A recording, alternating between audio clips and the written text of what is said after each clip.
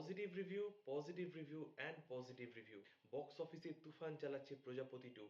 এই মুহূর্তে দাঁড়িয়ে কালকের শো রীতিমতো সোল্ড আউট হতে চলেছে পিভিআর, আইনক্স, সিনেপলিস এবং অন্যান্য সিঙ্গেল স্ক্রিনগুলোয়।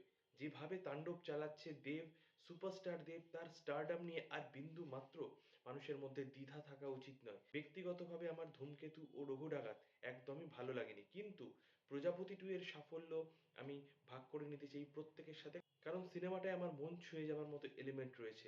আমি আগামীকাল সিনেমা দেখে অবশ্যই রিভিউ করব, এবং প্রত্যেক আমার বন্ধু সার্কেলে যারা কিন্তু পেড রিভিউয়ার নয়, যারা কিন্তু সেই অর্থে কোনো বড় ইউটিউবার নয়, এই সিনেমা ঘিরে পজিটিভ রিভিউ দিচ্ছে, আমিও কিন্তু খুব খুব এক্সাইটেড, এবং আমার কাছ থেকে অবশ্যই পজিটিভ রিভিউ পাবে এটুকু আমার আশা ভরসা আছে। কারণ আমি জানি সিনেমাটা সত্যিই খুব ভালো হয়েছে। একটা স্ক্রিপ্ট ভালো হলে তার সাথে যখন আবেগ একই সমান্তরালে চলে, এই ধরনের আউটকামই আসে। তবে রবিবার বক্স অফিসে তুফান তুলতে চলেছে দেব, ইদিকা পল, মিঠুন চক্রবর্তী, অনুমেঘা অভিনীত প্রজাপতি 2, এক কথায় অনবদ্য।